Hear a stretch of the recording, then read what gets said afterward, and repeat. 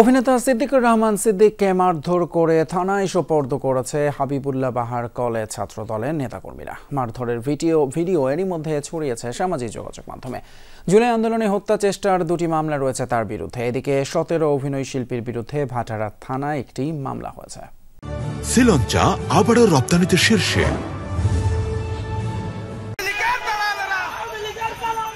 বিকেল 3:30টার কিছু পরের ঘটনা। রাজধানীর মিন্টো রোডের পুরাতন রমনা থানার সামনে দেখা যায় অভিনেতা সিদ্দিকুর রহমানকে। রাস্তার অপর পাশ থেকে আসা এক গাড়ি চালকের সাথে বাকবিতণ্ডা করতে দেখে এগিয়ে আসে হাবিবুল্লাহ বাহার কলেজ ছাত্রদলের নেতাকর্মীরা। এ সময় সিদ্দিককে কয়েক দফায় মারধর করে তারা। টানা হেঁচড়ায় সিদ্দিকের পরনের জামা ছিঁড়ে যায়।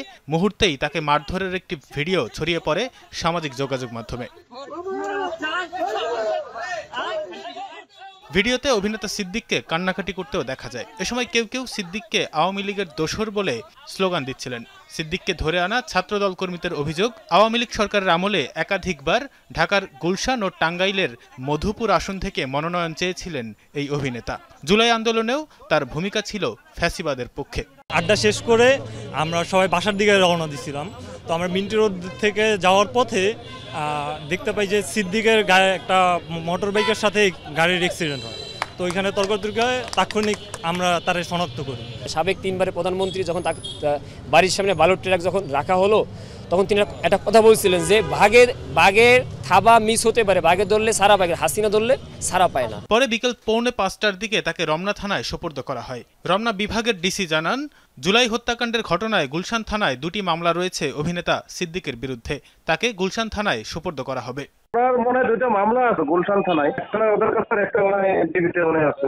গুলশান থানা থেকে একটা টিম আসলে আমাদের আর কি নিয়ে যাবে, তারপরে তারা যদি মনে করে গ্রেফতার দেখাবে দেখাবে। এর আগে গত বৃহস্পতিবার রাতে গুলশানের শাহজাদপুর দেলোয়ার টাওয়ারে বন্ধুর সঙ্গে আড্ডা দিচ্ছিলেন অভিনেতা সিদ্দিক। খবর পেয়ে স্থানীয় বিএনপি ও যুবদলের নেতাকর্মীরা তাকে ধরতে টাওয়ারের সামনে অবস্থান নেয়। বিষয়টি টের পেয়ে সিদ্দিকের বন্ধু ও কথিত দুলাভাই জামিল আহমেদের সহায়তায় কৌশলে পালিয়ে যান তিনি।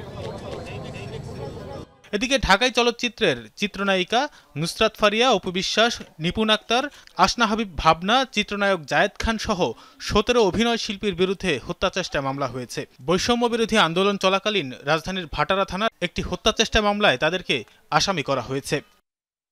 তানভীর সিদ্দিক টিপু, যমুনা নিউজ, ঢাকা।